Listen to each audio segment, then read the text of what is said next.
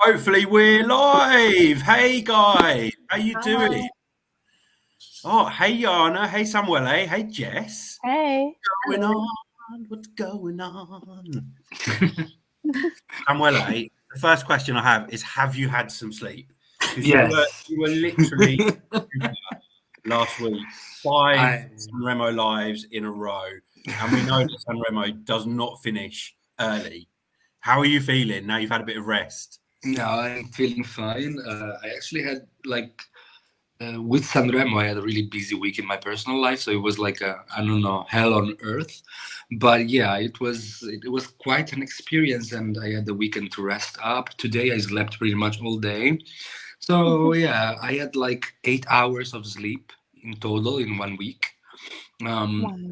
It was amazing, by the way, because it's always an experience being an Italian in Italy during Sanremo week. It's really our holy weekend. This year was, when a show keeps 12 million people in front of the TV, it's just amazing. Like 12 million people over 59 million. It's like 1/5 of the population was in front of the TV during the final, and the peak was like 15 million people. It was amazing. It was like all a nation actually diverting on a TV and watching Sanremo. So it was quite amazing. It creates like a sense of being one and being like part of a community, and that's what music also does, I think, in Eurovision and in general. Music unites, and it's also quite the slogan of Eurovision. So yeah. I think we all have a dream to go and experience Sanremo at some point. I can't imagine what it's like to be there, because it's literally the talking point all over the country, isn't it? Everyone's talking about everyone. Like if you don't talk about Sanremo, if you don't talk about Sanremo during Sanremo week, you don't have any other art. You don't have any other topic, really. But yeah, I would really love to go. Some in the future, but tickets cost too much. Well, because it's the audience isn't huge in the theatre, is it? So yeah, I can imagine. I think it's maximum. I don't know. I really don't know. I think that it doesn't reach even 1,000 people. Oh. Yeah, so it's I can imagine really small. It's proper VIPs. And they sell only 5 nights. They don't sell one show, just one night. They sell packets of 5 nights, and in the lower part of the theater is it was 1,200 euros for 5 nights, and in the upper portion it was 600. So it's so much. Well, I have to say you look amazing on 8 hours sleep. I'm glad you've had some rest. We're here to talk about.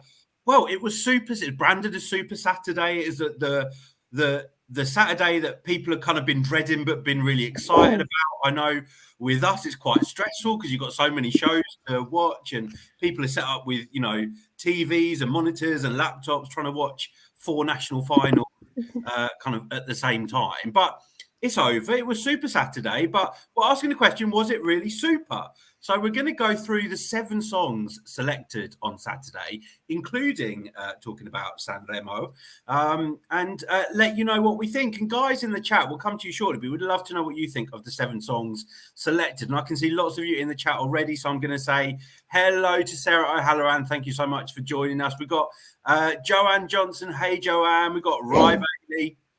Oh, who's only saying hello to Jess tonight. And it's Valentine's Day, right? So it's any day to impress her, it's today. We've got Clavs. Hey, Clavs. Great choices from Latvia, Croatia, and Italy. We've got Leah Pedersen. Hello to you. We've got ESE Manga in Turkey. I really hope the situation is getting better. We're reading about it in the news, of course, in Syria as well, and people still being rescued, which is amazing. So sending lots of thoughts and prayers over to you in Turkey. But thank you for joining us tonight. We've got Bubble Pirate. We've got Laurie Francis. You kept waiting for. Well, we were all waiting and waiting and waiting and waiting. But you think they made a fantastic decision? You're waiting for Germany and Portugal now. Joanne, you enjoyed Sanremo on Saturday. Reiley only like Denmark and Malta from Super Saturday. Eric's alerts. What are our top 3 so far? Well, we were having a conversation, and maybe we will reveal our 3 favourites towards the end of this live when we've spoken about the songs, which just means you'd have to stay and watch us to find out our answer. We've got Aldin in the chat. Hey to you, Aldin. We've got Alexandros as well. We've got Burak. Happy Valentine's Day, Eurovoxx fam. Happy Valentine's Day to you, Burak. We've got Timo, ESC fam. We've got Claudio. We've got Issy Mac Gaga. And you're saying it was not very super. So the night started really with Estonia. Now, I know we've got some big kind of Alika stands in the Vox family, but Jess, I want to come to you first and let us know what you think about Estonia's choice, which was Alika with the song Bridges. I think Estonia made a great choice for Eurovision this year. I think they have a very strong competitive song with Bridges, and they have a fantastic artist with Alika who, from what I can see from her performances, has a great stage presence and incredible vocals. I would like to see the staging kind of enhanced even more for the Eurovision stage. But as it is at the moment, I personally think this was one of the best choices Estonia could have sent. And I think this could get a very good result for them at Eurovision. In terms of the staging, what sort of thing, how would you like to see it elevated? I think I would just like to see more happening, because all I can really remember is a piano that was playing itself. And then there was somebody else on stage with her, I think, at one point. But maybe if there was more choreo happening, perhaps that kind of fitted in with the song, I would like to see that personally, but we'll see. Yeah, I mean, maybe she could borrow a prop from Croatia this year.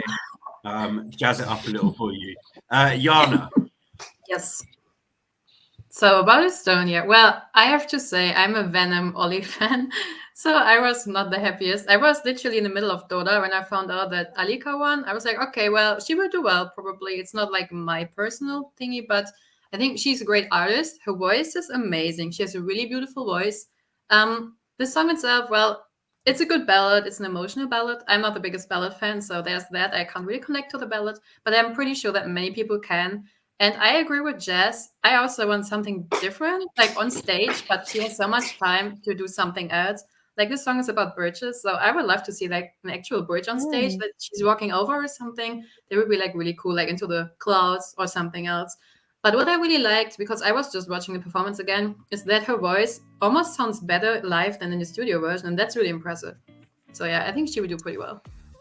Yeah, I mean, Samuela, you can't knock her vocal performance. She gave a fantastic performance at Estilao.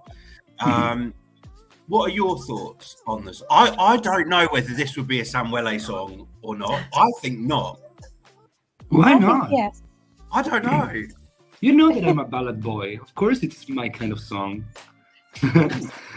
Well, I have to say that pretty much all the national finals that were like aired during Sanremo, I didn't follow them, but I watched the videos, and I have to say that my favorite probably was Ollie as well in Estilao, because I loved Venom.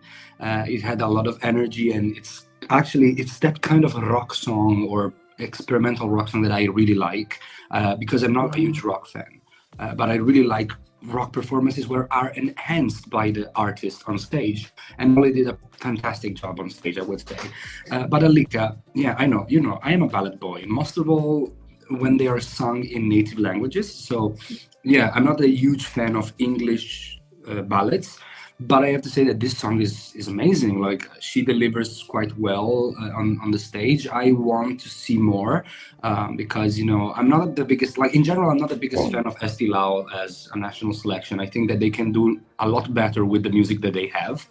But yeah, like it's a really good pick for Estonia. I am 100% in, and I think that Estonia is in that time in Eurovision for them to shine again. I think that last year was just a preview, because last year was really good.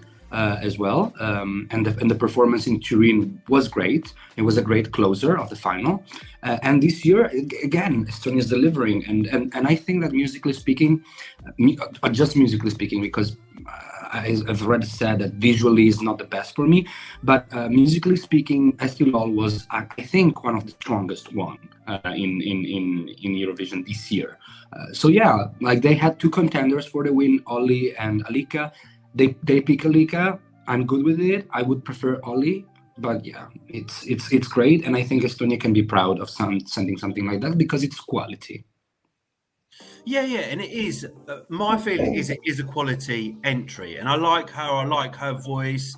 You know, the performance was quite simple, but I think it suited the song. But I get what you're saying, Jess, that they probably need to work on that, because I think just the song and that simple performance, for me, it just feels like there's something missing. I just can't connect to it, and I'm really shocked because I would normally love a song like this, and I can't put my finger on what it is that's not kind of sending this up to the top in my personal ranking. I think maybe it's going to be a song that will grow for me. Maybe I need to see some different performances, or maybe it's all going to come down to to when we first see her rehearsing in Liverpool and seeing what they've done with the staging. But yeah, I don't know. There's something I'm not connecting with.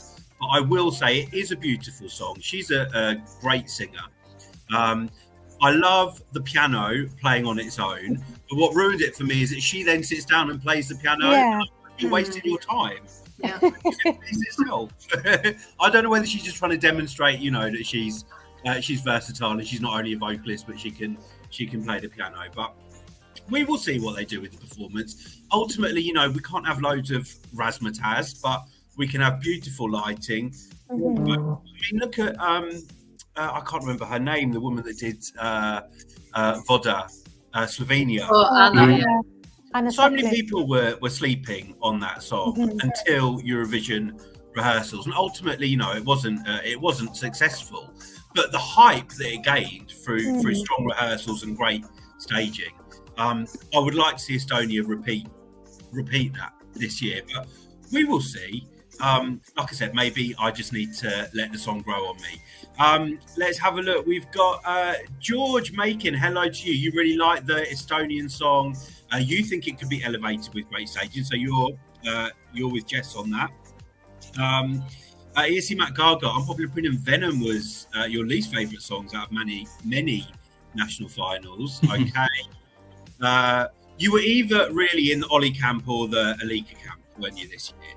Aldin, you were hoping for Oli or even Sissi, but good luck to Alika. She's a great singer. The song is good. You can't connect with it also, but maybe it will grow on you by the time we get to May. Reiley, you want a bedwetters for Estonia? Well, that would have been a plot twist, wouldn't it? But they were good. They came top three. So, Timo, you're saying Estonia's song is good, but it's not emotional. I think maybe Samuele, we both love ballads, and I think one of the things that we both love is kind of the emotional feeling a ballad can give you. But I'm not getting goosebumps with this one, so for me, there's no moment.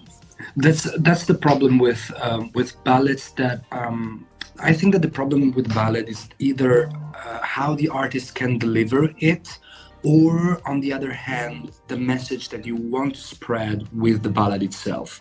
That's the problem maybe with what happening with Bridges, that of course it's all about bridges and connections, and you know, but yeah, like I have seen the performance, I liked the performance, I liked her voice, but at the same time it lacked a little bit of emotion in general, you know. So yeah, I think that this doesn't happen, but I'm subjective with other ballads that we have had in the past, and we have I think that so far in Eurovision right now we have just two ballads, that is Estonia and Italy as well, right? If of course Marco does not change the song, but yeah, like we have two ballads. Of course I'm Italian, so I can connect more with Marco's one, but I think that there is a great difference in the two of them. That is of course the way they perform them. When a singer actually tries to, you know, do a polished kind of performance of a song, of a ballad, usually doesn't grasp me. It doesn't takes me. When a singer tries with raw emotions and also does imperfections, that's what it grasps me. But it's just me. It's subjective. So maybe Alika's performance was vocally and also, performance-wise, a little bit more perfect to, share emotions. I don't know how to express it better. I mean, you're saying there's only 2 ballads in the contest this year, so that's Italy and so. But what about Croatia? Sorry, is it a ballad? Sometimes I think, and I'm really not. But guys, if you are just joining us, we are talking about Super Saturday and your thoughts on whether it was a Super Saturday or not. So to assess it, we're going through all of the songs. We would love to know what you thought of the selections that you watched and what you think of the songs that have been selected. Samuela, you having electrical problems? Your lights keep going out. Yeah, I don't know why. Usually it works. Like my phone is acting up. I don't use my computer because like the face cam is shit. But usually it does work.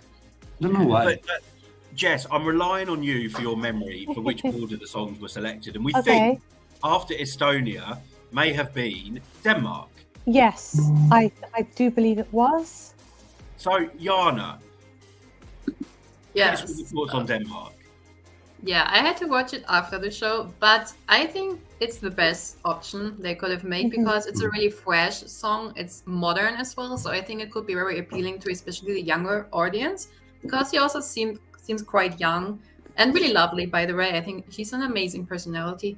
It's really catchy, it's up-tempo, so you can easily vibe to the song. I like the song. It's not one of my favorites though, because I have other favorites. It's not really my style, but I do appreciate the song. I think it's really, really cute. And he's from Faroe Islands, so I think it's the first ever participant from Faroe Islands. Yeah. So yeah, that's pretty cool. And that is an achievement. I mean, Samuele, this song is a bit of an earworm, especially in terms of the chorus, right? Yeah, I like the song. I have to say that it's quite catchy. But he seems like a really nice guy, as Jana said, and it's quite catchy, as you said. I think that it reminds me a little bit of K-pop sometimes. Like in some sense, it's like it can be put in that box. But yeah, like it's really poppy. It's really fresh. Well, I saw the national final performance, and he sang well, also because he has a little bit of vocoder, and that's it. But I saw a video during the aftermath, like the party, the after party. Yes, thank you, Jess. The after party, and vocally was. I saw that. Yeah. You saw that? Yeah, it was not the best. So he has a lot of time to improve. I think that stage-wise, they can do a really good show. I hope Denmark puts a little bit of money into that because they visually can be appealing, I think. But yeah, like I would say that I personally did not have high expectations for Denmark, and this is a quite good entry for the expectations that I had personally. So it's catchy, as I said before, it's fresh, and it's something that I think we lacked in Eurovision this year, like a fine pop song. And I think that this year, having the worldwide televote, the rest of the world televote and online, I can see it being good with the televote, maybe in Eastern Asia as well. So who knows, in America as well. Yeah, well, you mentioned that there was a bit of controversy, wasn't there? Because the song had been performed in Croatia, become a viral song there. In where? Where? In Korea, South Korea. In South Korea, yeah, because he's famous in South Korea. There was a possibility that would have been in contravention of Danske Melody Grand Prix rules, not necessarily Eurovision's rules, but ultimately they allowed the song. To compete. I mean, Jess, we have to mention it because Samuele alluded to it. There was a video of the performance of the aftermath. The vocals weren't great, but I have my own thoughts on that because it's for me, it's not an environment or a situation where you should be judging someone's vocals. They've just won. Exactly. A vocal performance in the national selection. They probably had a lot of alcohol to celebrate their win. They're on a stage with with no technology, you know, in the middle of a party. So, but I would love to know your thoughts on this one, because I have this down as a Jets song. Oh yeah, you have it down correct. This is just a bop in my eyes, and I think it was the best choice for Denmark out of the lineup that they had in DMGP. You know, as has been mentioned before, it's a very radio-friendly, current, fresh pop song that I think is going to appeal to televoters quite a lot, and that's, I think, going to help them in a televote semi-final.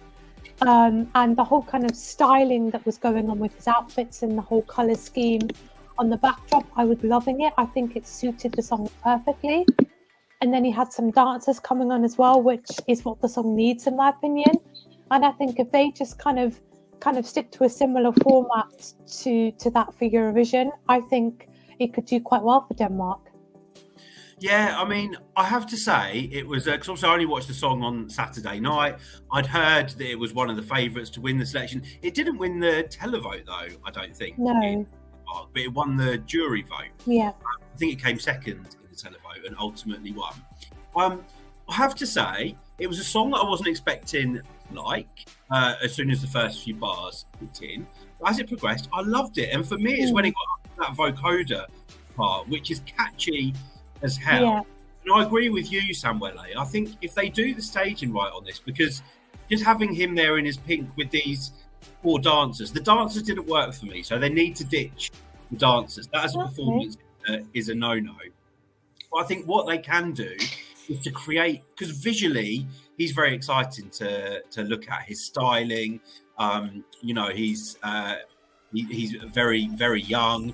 And I think they can create a bit of a story on the stage. I want to see lots of bright colours. I want to see him moving around to different sections of the stage, maybe in different environments. I don't know, but I'm really excited about how this will do at Eurovision. Because I think this could be a surprise for people. And I actually think this could do very, very well. He has to get the vocals. Yeah. He has to not be affected by nerves as well, because I think he's one of those performers where if the nerves are showing, you will hear it in the vocals. But yeah, I've got this down to do very well for Denmark. I can see this definitely going through to the final at least. Yeah. I can see it on the left-hand side of the scoreboard, because I think it will be very different to some of the other stuff that we're going to get. Although the variety that we've got so far this year is literally, we said we wanted diversity and we've got it in bucket loads. I'm just going to go to the comments quickly. George Makin, you love Denmark. You think it's a quality song. Morten V, well, we'll be back talking about UMK when it happens. I think your team Jana with a cha-cha-cha win. ESC Matt Gaga, this is a really good point as well, because you think this will pick up votes from the very young audience and the teens. And obviously, he has quite a following on TikTok as well, I believe. And yeah, Jana mentioned we have to give props. It's the first Faroese artist to be participating at Eurovision, which in itself is surprising, but also a fantastic achievement. Trust Days, you're saying on the whole, Super Saturday was a disappointment. Thank God for Norway. Literally the only song that you're listening to at the moment. Simple Things, you've got Denmark and Italy, your top 2 from Saturday. I just saw some other comments. Sarah Halloran, you think Denmark is amazing. And Leah, I think you're talking about Reiley as well. Your first place and you're a Gen Z. Guys, I'm obviously not a Gen Z because I think a Gen Z. What is a Gen Z? Is that like me? 1995 to 2005, I think. Okay. What's a millennial? Millennial is before 1985, 95, pretty much. Oh. And what's just an old guy? 395. Okay. But yeah, if I had to go around quickly, guys, and say, do we all see Denmark making it through to the final? Yes. I'm not sure. As it stands now, with the quality that we have now, maybe. Later, I have still to wait for like this Saturday we will hear France. I have really high expectations for France. I think that France may win Eurovision with La Zarra because it's amazing. So I think that we have to wait for the right countries. I have really high expectations for countries to come. So I think that when we ask like if that country going to qualify, there is like this kind of really divide here, like with sure qualifiers right now as it stands, like for example Norway is a sure qualifier, and then there are those quality songs that are good, but I don't see it saying that they are sure qualifiers yet because we don't have all the songs. And Denmark actually stays in this kind of category because it's good, but I don't know with all of the songs that we will have if it will be enough for them to achieve the final. Well, we will see. I mean, we still got another. I was working out in my head on the way home. We've got like another 22 songs to come. France again being released, being revealed on Sunday this week is one that I'm very excited. I am super excited. I think France are coming. Israel. I think France might be coming for the win this year. I think they really want this. Yes. If she sends like a song that is really similar to the ones that she already did. Chef kiss. I will vote for her. For me as it stands now, it's Spain, but France is gonna arrive soon. It's like I think she will rock it. Yeah, and thanks to everyone in the chat that's making me feel even older now, telling me how young you all are. But guys, next to select, I believe was Latvia, and we had Supernova. Yeah. And the band whose name is totally gone out of my head, I'm going to call them Snipping Lights. What are they called? Sudden Lights. Sudden Lights. And their song is Aija, I think. Yeah. So I might go first on this one because when I started to watch this song on Saturday for the first time, I was watching it thinking, what's going on? This is going to be... I didn't really know where we were going. I thought we were back in the 80s with like some experimental song. It then turned into kind of a bit of an indie rock song. And it is a song probably that has grown on me the most since Saturday. And I think I now appreciate it for what it is.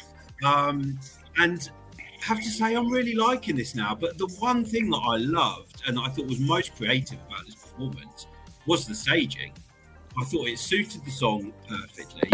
And I really hope that I thought it was very clever, and I hope that they repeat that when it comes to Liverpool. But Samuele, let's come to you, Latvia. I think it was one of my favorites out of the Super Saturday. I just watched. Yeah, I have to say that.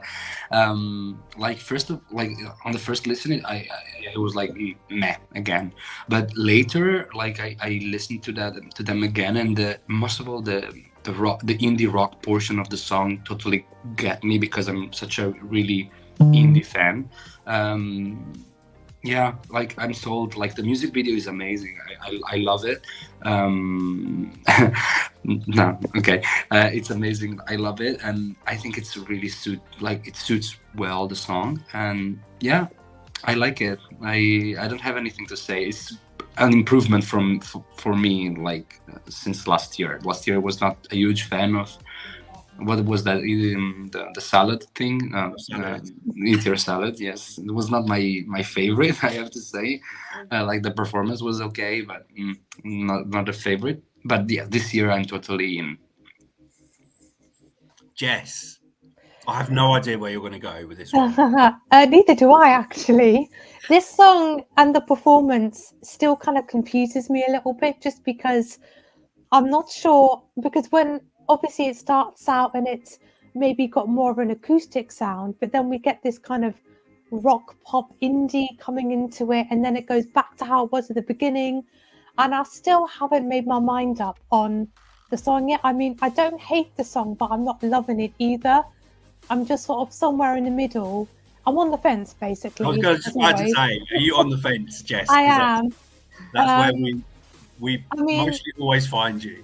I know, I'm stuck there, but I mean, I appreciate Latvia sending something a little bit different and out of the box, and they're going for something that I think is maybe a little bit quirky and different from everything we've got so far, and I do think that could help to make them like stand out in the semi-final. just because it's not your typical pop song or your typical rock song. And I appreciate that. I'm just not sure if I'm loving the song just yet. Jana, before we come to you, I'm just going to go to some of the comments. Simple things. You're on the fence with Jess as well. Just say goodbye to Nil Era. Thank you so much for joining us, and you'll catch up later on to talk about Sanremo. Oliver Sunshine, you've got Latvia as your favourite from Saturday. You've been listening to it on repeat. Love that. Whereas Icrods, Latvia is your last. It's way too messy musically for you in the verses. You can't get through them. But Clavs, you're telling us that Southern Lights are quite popular in Latvia. Bubble Pirate, you want Latvia to qualify. And Clavs is the reason why Southern Lights won Supernova, because you voted about 50 times. Okay, and Willem, you're saying it's a bit too low-key for the televote points, especially coming in the first half of the semi. That's a really good point. But Jana. Yes.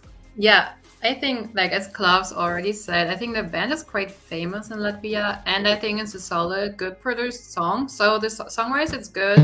I'm also a bit of the fence with this one, I have to say, because for me, it just doesn't stand out enough, and I can't even explain why. But we had like 7 songs on one day, and this one is the only one that I can barely remember. It's not really in my head anymore, so I had to rewatch it again. But I do like it when I see it, but as soon as I end seeing it, I forget about it somehow.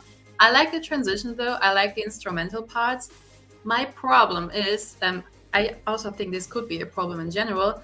It's also a kind of an indie rock song, and we already have one of these in the first half of the semifinal because we have Slovenia. So I feel like only one of them can qualify because they are quite similar, even though the songs are not the same. I feel like they're similar. We have 2 boy groups, and I personally think only one of them will qualify. So, oh, there we go.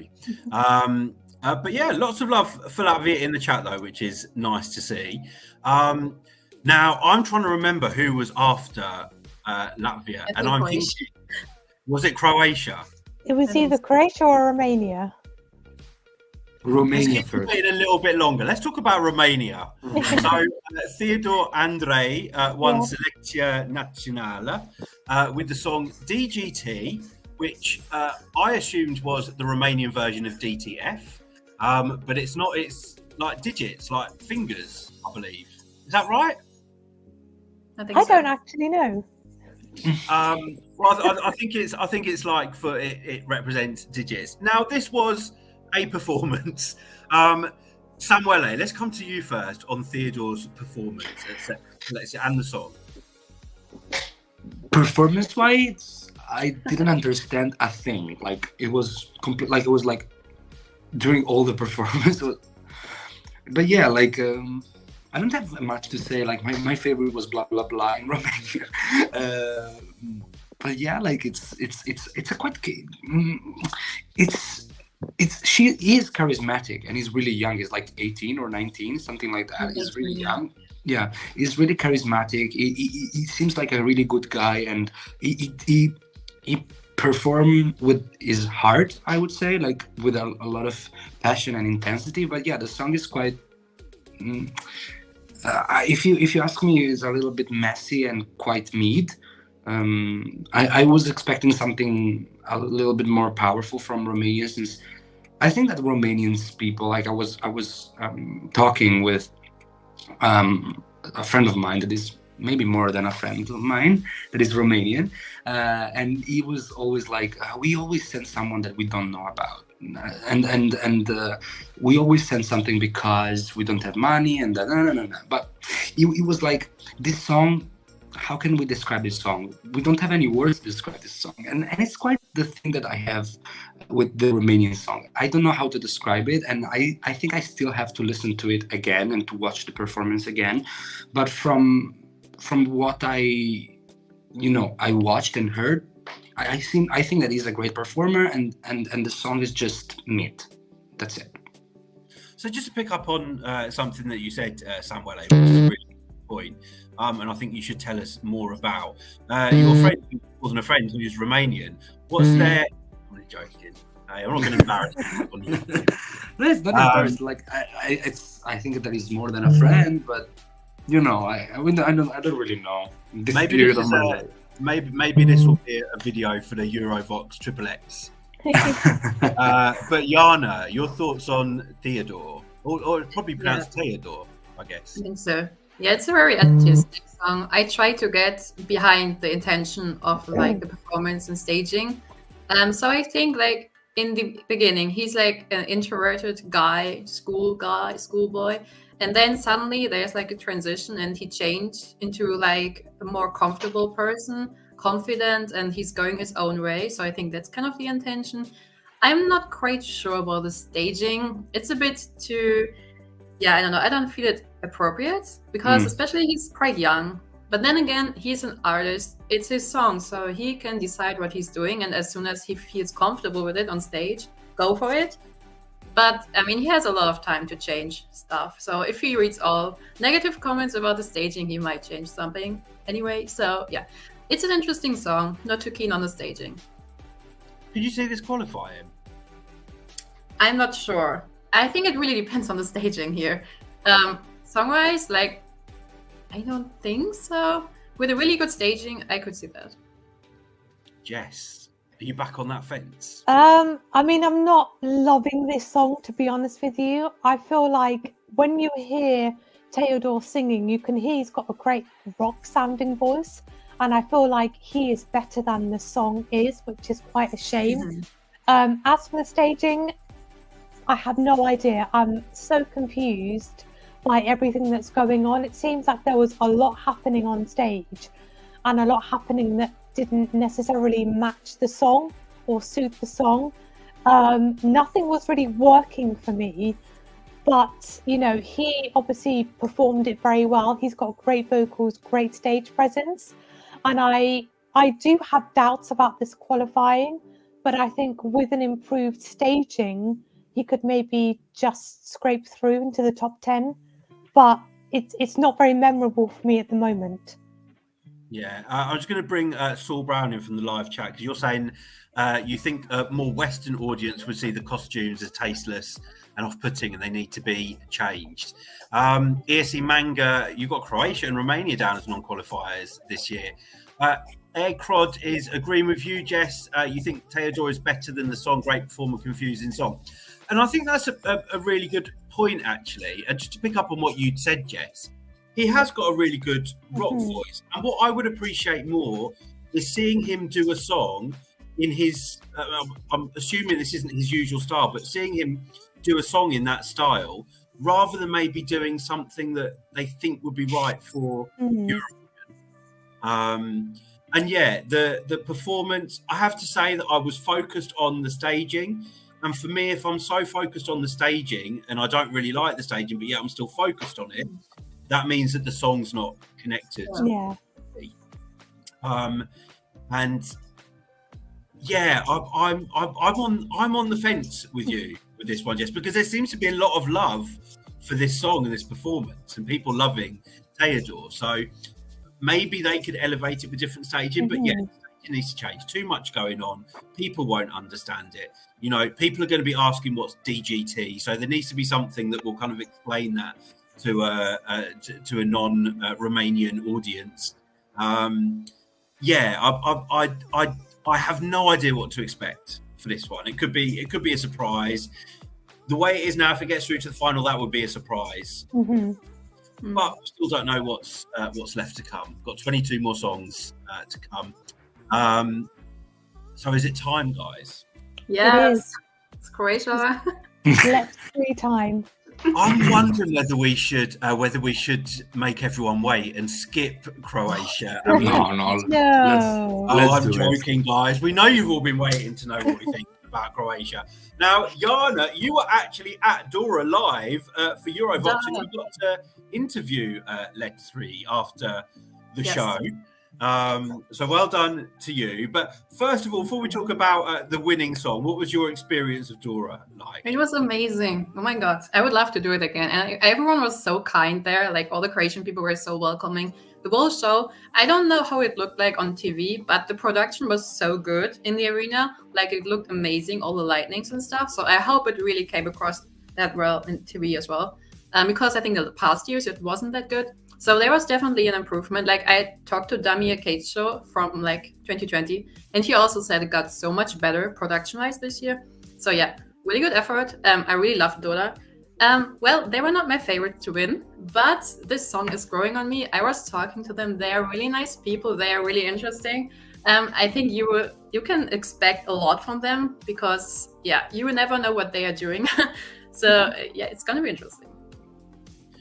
Yeah, it's you know, I mean, they're a talking point, aren't they? And everyone has been talking about them, and everyone will have an opinion. They're polarizing, yeah. Yeah, Samuele, I know that you obviously didn't watch this on Saturday because you were glued to Sanremo. Well, it is an interesting choice, I have to say.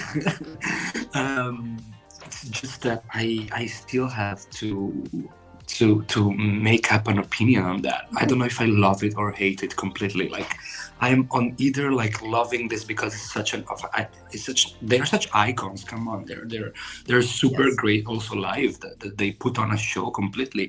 Or but the other hand, like the song wise, if I listen, I ask myself, if I listen to this song on Spotify right by my own in my own bedroom, I will love it. Probably no. So I'm just in the middle there, just understanding if I love the performance and hate the song or or I like the song as well. But yeah, I'm sure that Croatia will make people talk. They already like trending topic regarding Eurovision on Twitter. Everybody's talking about them. In many polls, Croatians are bombarding the polls saying that this should win Eurovision, this should go through to the final. I think that I am generally happy for Croatia because I saw that even with the televote alone, they surpassed, pretty much everyone. Like they were the first, even with just the televotes. So when a song does like that in the national selection, I really like it because it truly makes me understand that the country is supporting the entry going to Eurovision. And it's just really good because when something like that happens, you can be proud of your entry, even if you don't really like it, but you know that your country likes it and your country is happy about being represented by that particular artist. So I'm happy for Croatians. Maybe it's not my cup of tea, but when something like that happens, I'm full on it. And the fact that it's it has a lot of Croatian, I think, lifestyle and cultures in it. It's also a plus. Can I quickly add something? Because Samuele just said that the Croatians can really relate to the song. And I completely agree because I was talking to every artist that night and they were all so happy that Latvia won because everyone there loves them so much. They are iconic, as Samuele said. So I think Croatians and generally Balkan people, I think also maybe Bosnians, they really stand behind that entry. So it could be very interesting also to see the voting this year. Yeah, I'm just going to go to. There's obviously a lot of comments in the chat about this, and the first one is from Tomislav. We must all visit beautiful Hrvatska. Well, Jana, was that your first time in Croatia? No. Jess, have you been to Croatia? Yes, I've been to Zagreb. And Samuele? I've been to Istria several times. Oh, and I've been to Zagreb, Dubrovnik, Split. Absolutely love Croatia. And the fact that I could speak Italian was amazing as well. Yeah, many can. Well, funnily enough, I was talking to someone today and we were talking about, if we were to live in another country. And I actually said, there's 3 countries that I could always see myself living in. You can probably guess the first one, Samuele, which is Italy. Yes. Portugal and Croatia. And Croatia was actually the first foreign country that I wanted to live in. And I have a dream to have my own little bar in Croatia. Well, I think that you have great taste. It's a pipe dream, but yes, it's a beautiful country with some of the best looking people in Europe, I will say. That's only my opinion. Anyway, Jess, it's a televote only semi-final in Liverpool. Yeah, it's going to sail through. 100%. I mean, when I was watching Dora. And when I saw Latv's performance, it did remind me a lot of some of the performances we used to see back in the televote era of Eurovision. And so based on that, I could see it qualifying just because it's out there, the kind of the visuals, the outfits. Of course. Would you say? But I mean, you know, everything we saw on the Dora stage is very memorable, and it's going to stick in people's minds, that the outfits, all the props they had on stage, everything that was happening, it's definitely going to grab people's attention. I can't say I'm loving the song itself, and I think maybe the staging is better than the song, but obviously Croatians are very happy with this, you know, and Let 3, you know, are staying true to themselves and just being them, which, you know, I'm happy they're doing. And if, you know, they have a similar performance to Dora, I think televoters are either going to love it or they're going to hate it. And it's either going to do very well or very bad. I think that this has potential to pull out a Moldova 2022.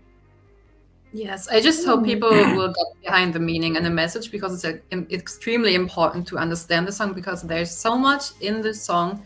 It's actually not a joke entry. It's like not a troll song in that case. It's like a serious troll, I would say, because the song itself is very serious. It comes across as a troll, so I call it serious troll. And I think like the whole staging makes sense. The rockets and the tractor, like they even entered Dora with a tractor and had a big party outside. I saw it. Yeah. So that was pretty cool. This song, I think I'll be honest, when I first watched it, I was like, what the hell is this? I didn't know the backstory. I didn't know anything about the band. I didn't know the meaning of the song. And I thought they were a comedy act, kind of taking the piss. And we were going to go back to these kind of joke entries that Jess, you alluded to before, that we used to get kind of in the televoting era. But then I started to see the comments and people telling me about the meaning of the song, what it was about, who Let 3 were, what their history was, how many Croatians were behind this song as well. And I started to appreciate it more. Now, there's parts of the song that I don't enjoy, but musically, there's parts that I find very catchy as well. Now, the advantage that Let 3 have is this is going to be a real talking point when it comes to Eurovision, and news outlets are going to be reporting on this crazy song from Croatia that is basically a dig at a certain dictator in the world, shall we say.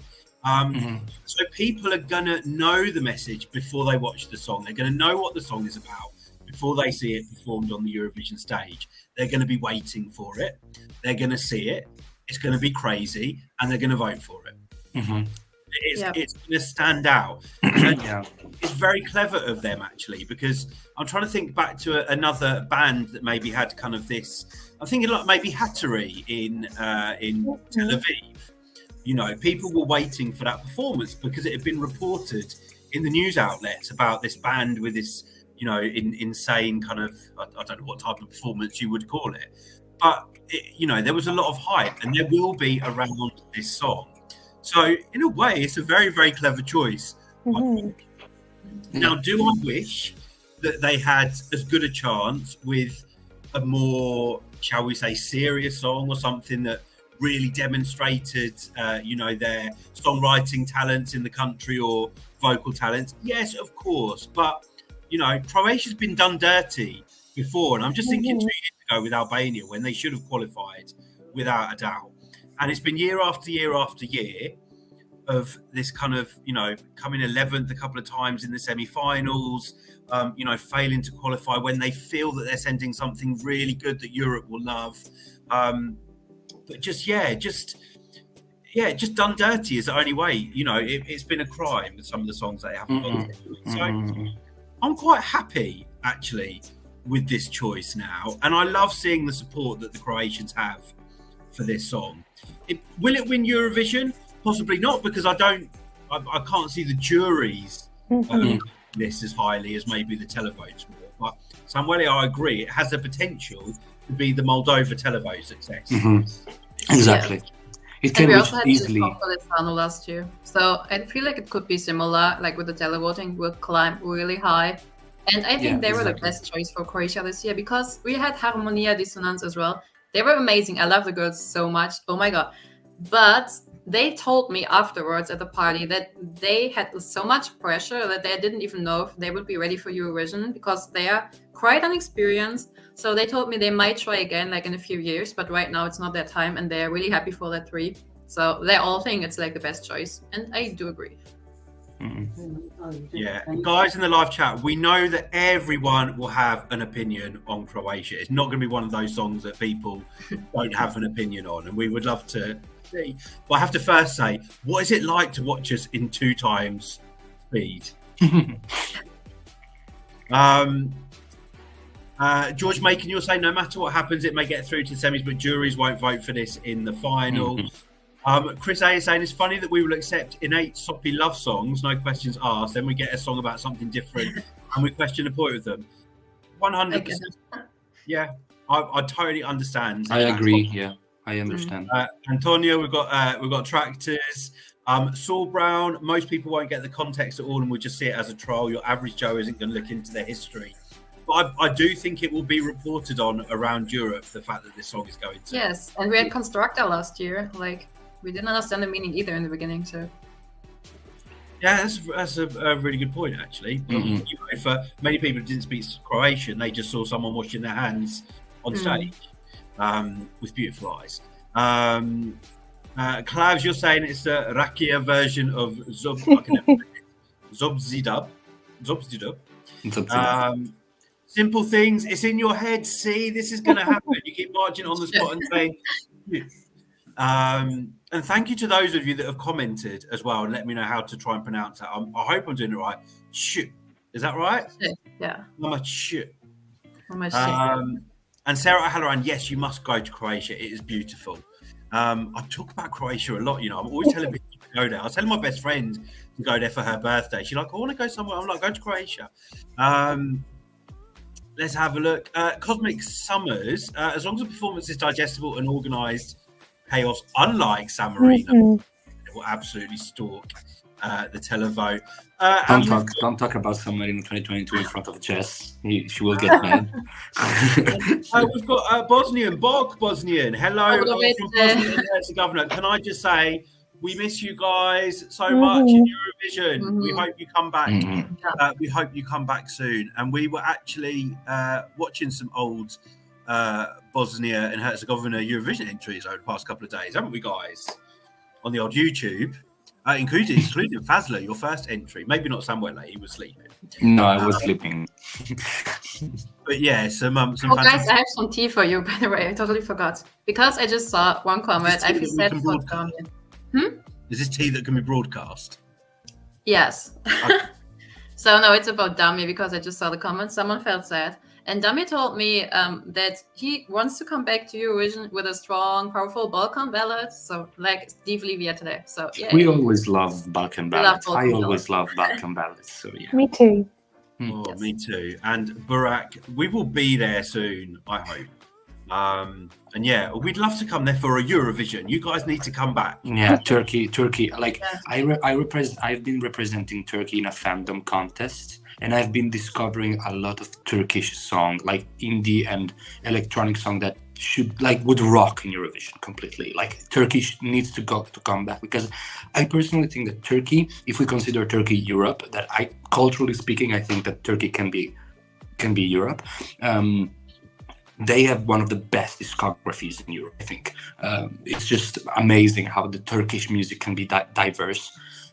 It's just amazing. So I would love to see them back in Eurovision. It's a country that I really would like to see it back in Eurovision. But I know that Turkish broadcasters have an issue with big fives. So as long as we have big fives, I think that Turkey will not come back. But we will see. There was talk, wasn't there? Last year for Turin, there was talk. List this year, and sad. But let's keep our fingers crossed for 2024. I'm just going to go to the comments. Natalia, we're talking about Croatia. Now that you understand the song and can connect the performance with the message, you love it. This is going to be their advantage, I think. It was not in your top 3, but you're really happy they're representing you, whatever happens. That's great. I love seeing people that are really behind their entries. Leia, you're saying you think Croatia could qualify. It's memorable. We haven't seen, and we've seen many of these songs qualify to the final in the past.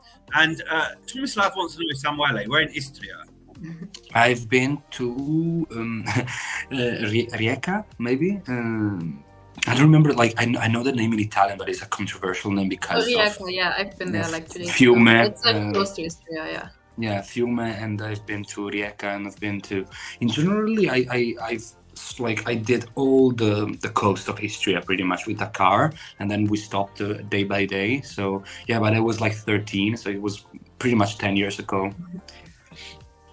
But yeah, we'll do a road trip. A summer road trip. Like Croatia from my house is like from my city is like 5 hours by car. So we'll stop off in Slovenia on the way. Yeah, like you have like 40 kilometers of Slovenia, and then you have Croatia. A really good question from Bubble Pirate. Out of the if we could participate with one Eurovision track from the last years, what would it be and why? Participate in Eurovision, like me in general? Yeah, but you have to pick a recent Eurovision song to participate with. In this year? I mean, I guess I'd pick do you know what? I'd probably go for Spaceman. But maybe it'd have to be changed to Space Woman. Jana. I think I would say Fai Rumore by Deodato. Like, love you, amore mio. Mi ti amo troppo. I would say that if I have to choose one, and just one, I will go back with Soldi as well. Oh, Soldi or Fai Rumore, yes. Soldi, but Soldi was amazing. I think that it was Duncan's years, 2019 was Duncan's years, but if Mahmoud went back with Soldi, like for example, I don't know, in 2018 or 2019, or 2021, sorry, probably would have won. Probably, because it was amazing. I love him. And with the right staging, because that staging sucked as well, because Italians don't know how to stage. But yeah, Soldi. Sometimes when they do it simple, they do it best, I think. Yeah, exactly. I think that I think that the best one was Maneskin, and in fact we won, because it was so simple that... themselves. It was perfect, yeah. Mm-hmm. Jess, I wonder if Jess can guess what song I would choose. I mean, there's probably a million you could choose from. I might have to give you a little clue. No, I know one. I think I know one. Your favorite one ever? No, it wouldn't be that. It's not. Would it be a certain band from Moldova? It might be. Hey ho, let's go. Oh no. Because how you could not have more fun. I had a really really good fun when in Turin, because I saw the final, like the not the final. I saw the how do you call the family show, and it was actually the performance in which I had the most fun. Well, there we go. So we take a little break from Super Saturday, guys, but we have got 2 more songs to go, I think, if my maths is correct. And I can see you jumping in the live, Justin, and you've joined us just in time, because we are about to talk about the winner of Malta Eurovision Song Contest, heading to Liverpool, and it is the band The Busker with Dance Our Own Party, I think. Have I got that right? Yeah, Dance Our Own Party. Who wants to go first? I'm giving you a choice. Who wants to go first on Malta? I don't mind. I feel like you could go first. Yes, you like it. You go first. I know you love it. Guys, it's no secret. I freaking love this song, and I love the band, and I love the performance. And I wasn't expecting to. And I watched it on Saturday, and I had so much fun. I'm totally open. I have a bit of a man crush on the lead of the bus. He's hot. Always. Only a little man. A little. That is not the reason I love it. For me, this is going to do really, really well. Of course, it is the reason you love it. Of course, honestly, it's not. I saw him there with his party hat on, and I thought, "What is this?" It's so not what Malta would traditionally send. You know, we could have expected, Brooke with another pop song. That was kind of the one that was getting a lot of the hype and of the fan attention, and they kind of came from nowhere with this insanely catchy, fun party song that is going to make people happy. in Liverpool, and I think this can be one of Malta's best results in a long time. Did I say that I love it? I love it. I really, really love it. I love it. Okay. Love Malta. Malta, you're qualified. Malta, love you. Right. Well, yeah. Did I say that I love it? Yeah. No way. Yeah, the Buskers. I mean, they're kind of the outsiders at MESC. Like, my friends was friends with them, and they were super nice. Also, I agree, the lead singer's very hot. He has a girlfriend, though.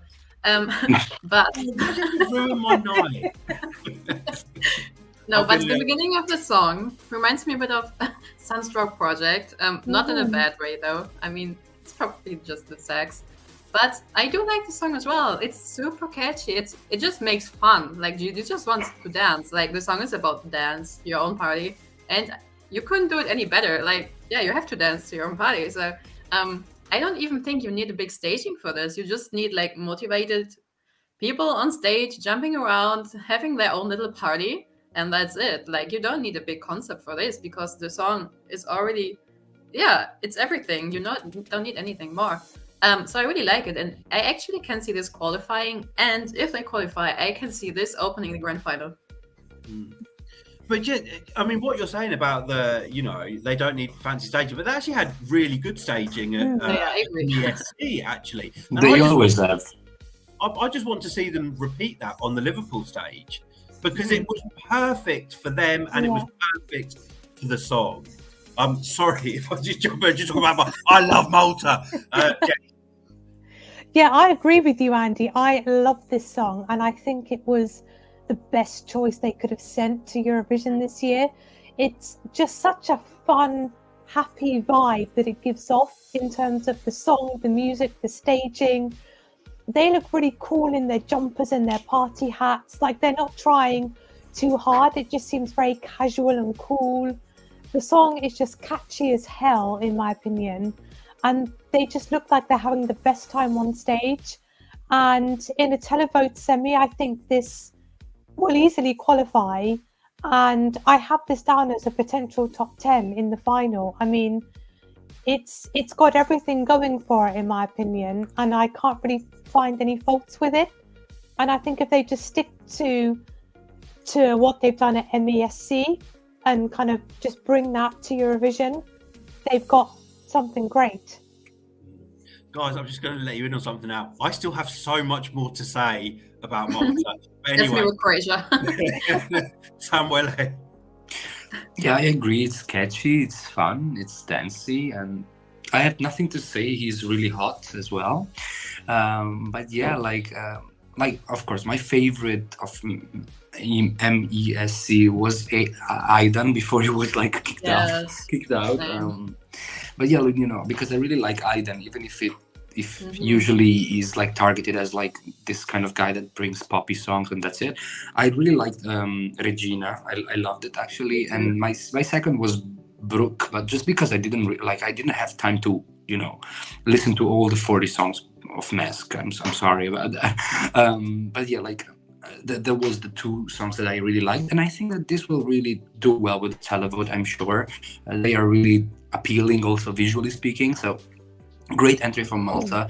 I think that Malta should strongly revise their method to select the candidate for Eurovision, because the national final is completely a mess, and it's 40 people for Malta. Like a national selection like this is, I don't know. I don't know what to think about it. I think they should definitely check it out and change it a little bit. But out of the lineup that they had, or out of the lineup that I managed to listen to, it was quite a good entry. And I think that they can do well in a televote only semi-final for sure. And they can maybe do well in the final as well. I'm not sure about the juries. But yeah, we've seen juries also ranking dancey or up-tempo songs really high in the last years. So who knows? I just have to say hello to Vince Froman as well from Hungary. We miss you guys. Hungary. Hungary was one of my favorites.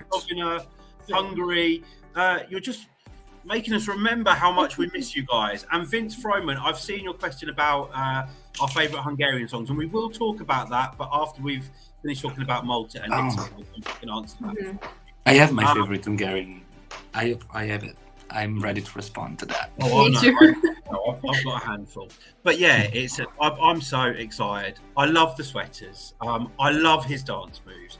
I love the sax man, because if Sunstroke Project go to Eurovision, we're gonna have a sax off at Eurovision. We've got kind of like epic sax man, a new sax off sax man, and it's oh, just everything. I'm sure you will enjoy your interviews, both with Sunstroke Project if they win, and then with Malta. With them in one single room. You will like it. You will love it. Right, this is definitely going XXX now. So let's bring it back. But before we go, can I just say that I love Malta's song this year? Okay. Yeah. Do we really need to talk about Italy and Sanremo? Yeah.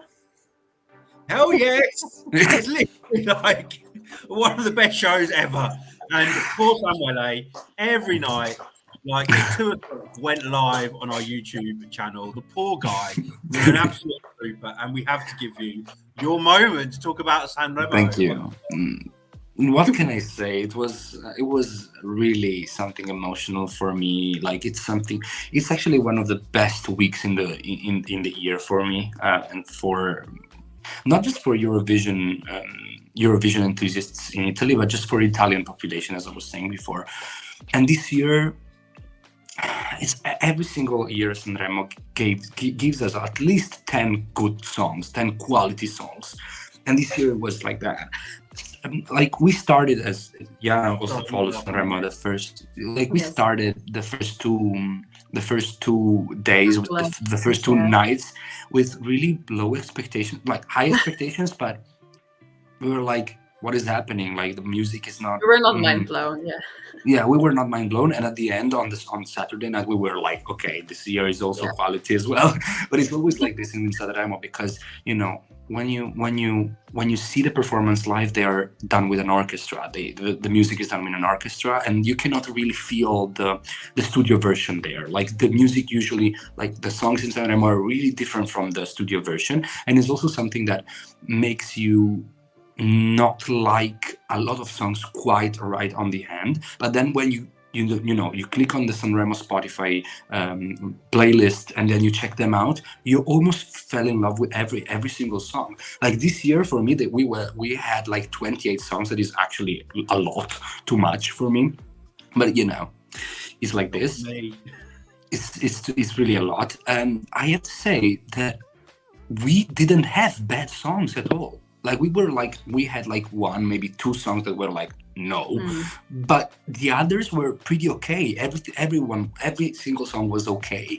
Even the newcomer section, like the 6 newcomers that went into the final and were ranked pretty low, they had really good songs as well. So I was really happy with the music that we had. And we know when a country like stop for 1 week to follow a music contest, you will be absolutely sure that music will be heard a lot on the radios. And this week we don't hear other music than Sanremo music. The playlist online in Spotify, just in like I think on the first 2 days, on the first 3 days, actually had more than 25 million streams, all the songs combined.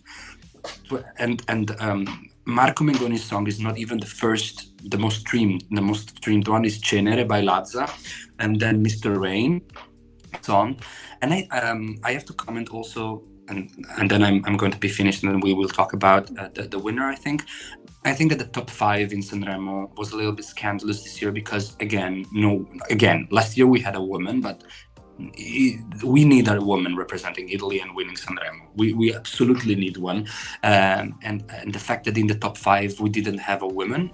We had some in the top 10. I would say we had like Georgia in 6th, Madame in 7th, and Elodie in 9th. Please, come on. The televote doesn't have taste in Sanremo. I would get rid of the televote right after. We had like 5 really good songs in the top 5, because of course you cannot say that the top 5 in Sanremo was bad at all. Tananai was amazing. Ultimo is not my favorite. I would put in Ultimo last. But yeah, like Mr. Rain had a beautiful song. It's actually my second favorite. It's my favorite. It's actually one of my favorites, yes.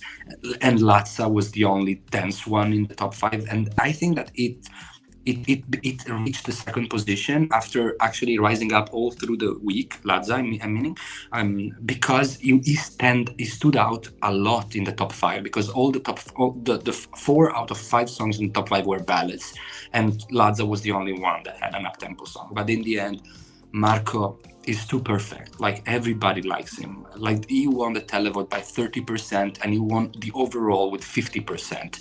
So it was a landslide victory, and I'm happy because I know I can rely. I finally know, like last year, no. This year, I can rely on the artist that I'm sending to Eurovision, because he is a professionist.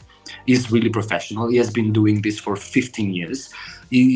He already did a Eurovision Song Contest. He has a beautiful voice, and I'm sure that we will have a perfect vocal performance in the final.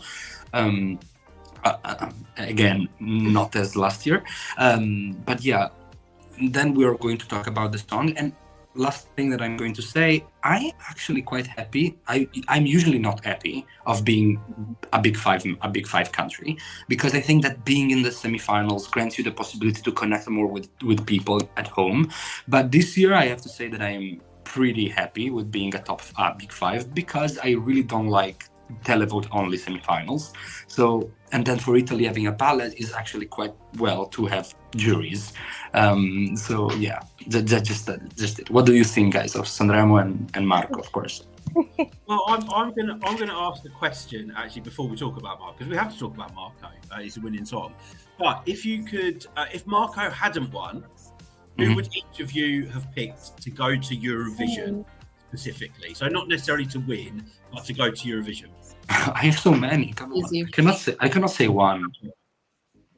I would choose Mr. Rain. Yes, same. Super Edoy. Oh my god, so good. I love Mr. Rain. I think it's one of my favorites. But for Eurovision, I would have picked. Can I say 2, please? 2, not 1. I would have picked Cenere, so Lazza, or on the other hand, Madame.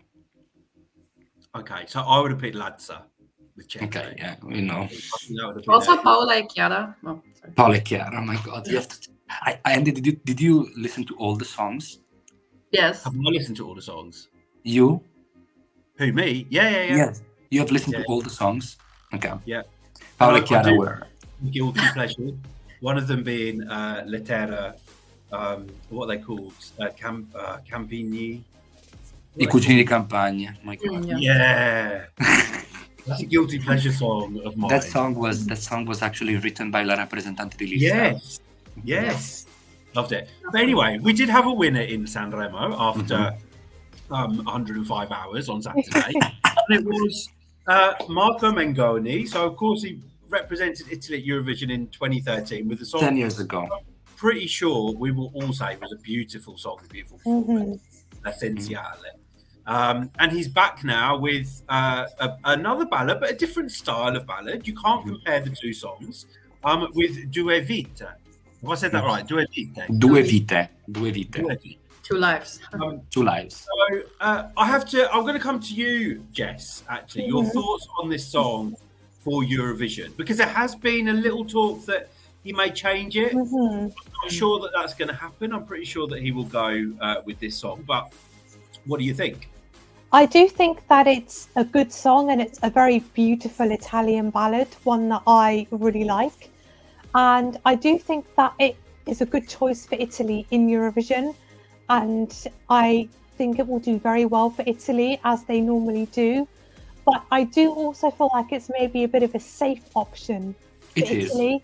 And I feel like Marco is better than the song. So even if Marco doesn't change the song, it's still a good song. He will still perform it well, and they will still get a very good result. But I feel like he could come with something even stronger and do even better. But as it stands, it's still really good anyway, I think. Oh, no. So I'm very satisfied. I mean, Marco Mengoni is an amazing artist. He has so many good songs, like Venere and Marte, and also his first Eurovision entry was so good. I think I actually prefer Due Vite over his first one, L'Essenziale. It's so emotional. It's like perfectly produced. You can't complain about anything. Like I agree with Jess. It's very safe, yes, but I don't think like that's like a bad case. Like I feel like yeah, it's a perfect choice. I just hope he keeps the song because like it's longer than 3 minutes. So we will see if he will be able to cut it, because I think he said like if he's not able to cut it like in the way he wants it to be, he might change it. Yes, exactly. He said like that. Yeah. So let's see. I really hope he keeps Due Vite because it's an amazing song. It's quality, and we know he can serve. He's a great performer. He has an amazing voice. He's good on stage. So yes, go Marco. Yeah, I have to say, I do really love the song. It's beautiful. But what I love more is his performance of the song, and no one can sell emotion and power in a performance like he can. And you can see how much he connects with what he's singing about, and that's what sells this song for me. If you ask me, you know, would I choose this over Fire Rumore? No. Would I choose this over Brividi? No, I wouldn't. But it's still a beautiful song, and Italy, year upon year upon year, sends class quality songs to Eurovision, and they're doing it again this year. But I do agree it's a safe entry as well, and I get what people are saying. But then I think where Italy has maybe said less safe entries, like 2017, you know, which was kind of a big fan favourite. Maybe didn't do as well as people thought it would. You know, Soldi, which maybe people didn't see coming second, but was a roaring success. So they've not always played it safe. But yeah, maybe in the past, yeah, maybe like, years. I have to say, I'm sorry if I'm interrupting, but yeah, in general, like when it comes to ballads, I think that in the last 10 years, we sent more songs that were not ballads. And we are targeted at the country of ballads. But in reality, we sent a lot of music. We just didn't send only ballads. In the last 10 years, we sent L'Essenziale. If you want to take into consideration no degree of separation as a ballad, okay, I don't see it as a ballad properly. And then we had Fai Rumore, Brividi. That is another kind of ballad. It's just not that ballad. And then we have Due Vite. So we have just sent like 4 ballads in 10 years.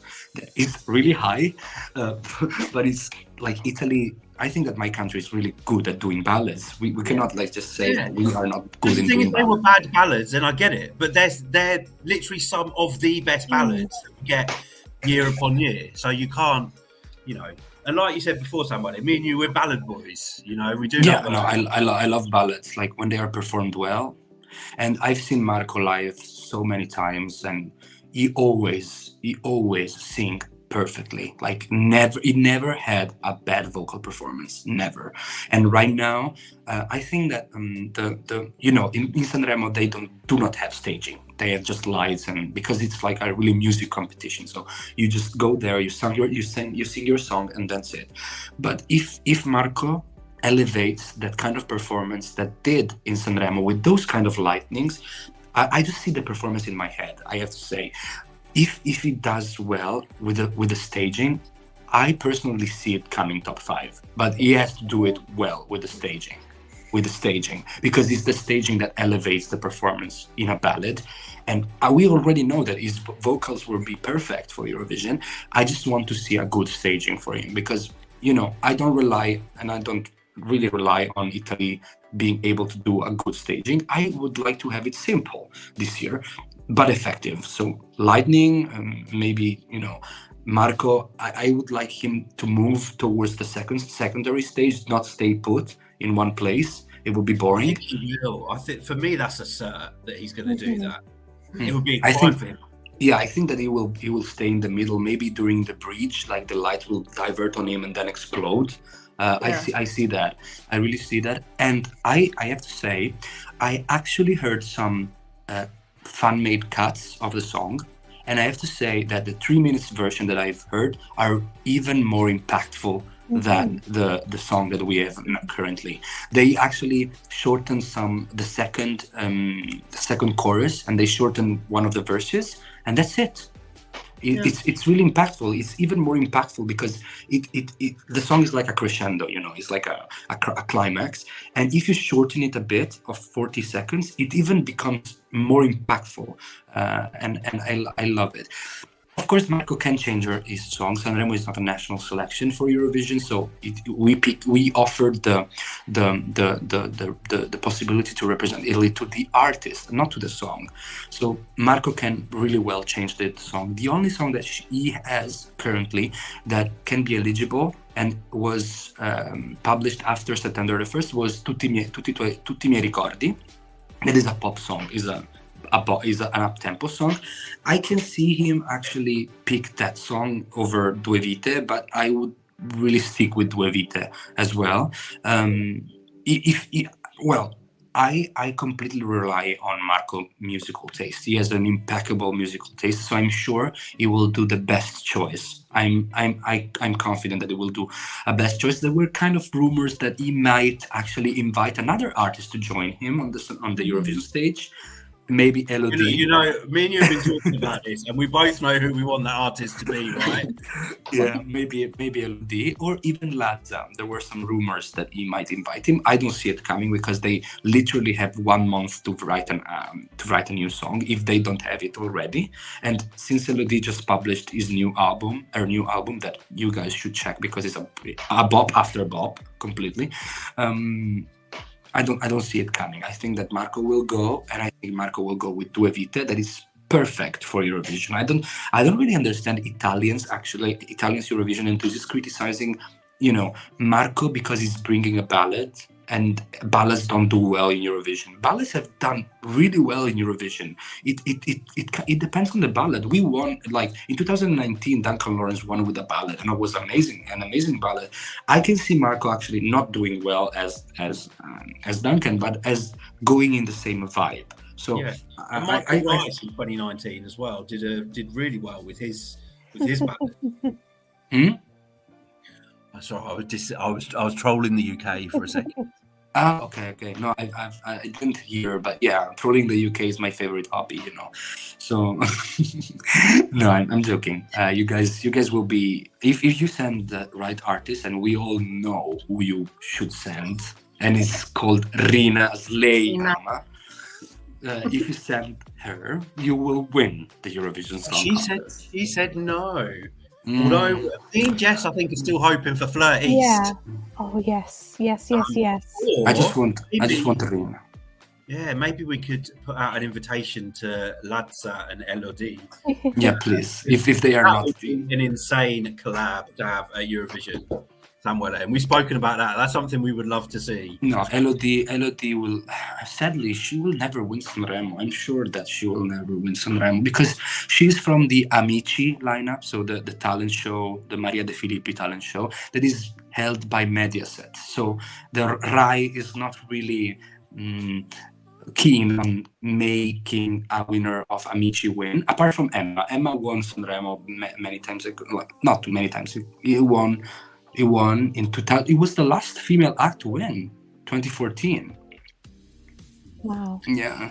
But guys, I'm going to go to the live chat quickly. Lucia, hello. Czech Republic has a powerful song. It's not special to you as Spain. And thank you. Have a lovely week too, Lucia. And Spain is your favourite, so powerful and influential. Larinda, you're saying you love ballads, but you can't connect with Marco's song this year. Chris A saying Italy don't need to change much with the staging, just clean up the camera work and the way they caught him looking into the camera for the final 5 minutes. And Lee Fern, you've put your tickets for Liverpool. So are we finally going to get to meet you in person? We really hope to see you in Liverpool. We'd love to meet you. Thank you for all your support. We've got RSM who preferred Cenere. Yeah, of course. I think everybody preferred Cenere over Marco, but no. Willem saying it's another top 10 entry for Italy. For Timo, it's your winner so far, and for Reiley, it's your bottom 5. No. But really, you're saying you don't think it. You think it will come slightly outside the top 10. This is a good comment. KZ, which songs from this year could be timeless? So out of the 15 that we've had. Definitely Italy for me as well. Italy, yes. I think Italy and Spain, I would say. Maybe Spain as well, yeah. Well, Spain is really electronic as well. It's flamenco. It's electric flamenco, so I would say that Italy is really timeless. Like, it's a modern ballad, but it's but it could be released like in 50 years as 50 years ago. So yeah. And it's actually Camilleri, you're saying Malta is the best. Let's have a look. We've got Saul Brown as well saying Elodie needs to go 1 year. We agree. We're campaigning for it. We want to see it happen. Yeah, I think that she can go with some money, you know. Icrod, you saying if it wasn't Marca, it'd be Madame. Lots of love for Madame. It was a great. I love Madame. But but yeah, I'm really. I have to say that I'm really, really curious about seeing how many Sanremo artists are going to compete in the Sammarinese national final, because like last year Achille did that, and I think many other artists will. Elettra Lamborghini is also in there.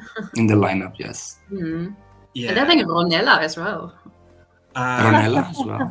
Yeah, because my friend is participating in the semi-final, he told me. Okay. Jess, do I like Malta's song? I don't think you like it. I think you love it. And yes. Here's hoping. And Andres as well saying 12 million people viewing Sanremo. And hello to you, hola. And next year, hola. I've just booked my trip to Madrid for Eurovision party. Oh, I'm also going. Yeah. Maybe we will. Maybe we'll see you there, Andres. And next year will be Amadeus' last year. Hosting Sanremo. I love him so much. I think that Rai could actually extend this period, but after 5 editions, I think that they will just change him. Guys, it has been rumored Alessandro Cattelan may be the next. I can see that too. But guys, we're going to have to wrap up because we've been on for well over an hour, almost an hour and a half. But I promised we would come back and we would answer this question for Vince Froman from Hungary. So let's pick our favourite Hungarian song or favourite Hungarian songs from Eurovision. Who's going to go first? Samuele, you've got a few. 2013. So that was... Love that one. Kedvision. I love that. It was my winner of that year. Jess. Mine is What About My Dreams by Catty Wolf. Catty. Nice. Jana. For me, it's Foro Villa from 2005. Really good. I love that one. I know. That's a bit of a Eurovoxx, Eurovoxx fave because we always have a little dance to that. And I'm going to pick Origo from Papua. The first one, right? The first by him. The first one. But I also loved the second one, which I loved. No, Origo was the best one. Pam or something. I can't remember what it's called. Kervichem is like. But special shout outs to Kedvishem because I freaking love that song as well. It's so good, actually. Really. And Forag, how do you say it? Foragnilav. Forovilar, yeah, that's really good. That one. And oh my god, Vishlatnia, we forgot about that. Oh yeah, AWS. Oh, yes. Yeah, so many. Come back, Hungary. We miss you. Yeah, Hungary should come back. Yes. But guys, we're gonna wrap it up. If you, we also said because someone asked us at the very beginning if we could pick a top three. I think on Saturday. Was that right? Oh, I think in total, in general. In total. Yes. In total. Okay, guys. So if you had to pick a top three, Jess, I'm going to come to you first because you're the most confused. Right. My number one is Norway. My number two is probably I don't know. I'm going to go Norway, Italy, and Malta. But Spain just missed out. Samuele. Do I have to put my country in or not? Yeah, you can put your country in. So my first position is my country, I have to say. But yeah, I'm not objective. Second place, but really close, is Spain and then Norway. But we have 2 Italians this year. We have Marco and Alessandra. So. Jana. Can I pick 5? Okay, my winner? You pick 4 if I can pick 4 too. Okay. So my winner is Norway right now. Might change, I don't know, but I love the song. Second place would be Italy, I guess, right now. Then third, it's probably Spain. And fourth place is between Albania and Czech Republic. Czechia, no. Czech Republic, yes. Fun. Yeah. So I can't rank, but I would have to say. So I'm going to say Spain. I'm going to say Malta, and I'm going to say Italy. But I'm also going to throw in there, which might surprise some people, Croatia, Slovenia, and Republic at the moment. We have some good options this year. Yeah, if I would not pick Italy, I would say Spain, Norway, and Czech Republic. Yes, it's variety that we've got, and you can't complain about variety. Okay, whoever said Eurovision was boring? But guys, Jess, Jana, Samuele, thank you so much for joining us tonight. Guys in the live, thank you so much for staying with us for so long as well, especially on Valentine's Day. We're so lonely. Valentine's plans. Have lovely plans tonight, whatever you do. Otherwise, thank you so much for joining us. If you are new to the channel, make sure you subscribe. If you're not watching us live, you can still go underneath this video and comment. We'd love to know your thoughts on the 7 songs selected on Super Saturday. Otherwise, go and follow us on our socials, on TikTok, Instagram, Twitter, and Facebook. Until next video, guys. See you. Have a good evening. Bye. Bye.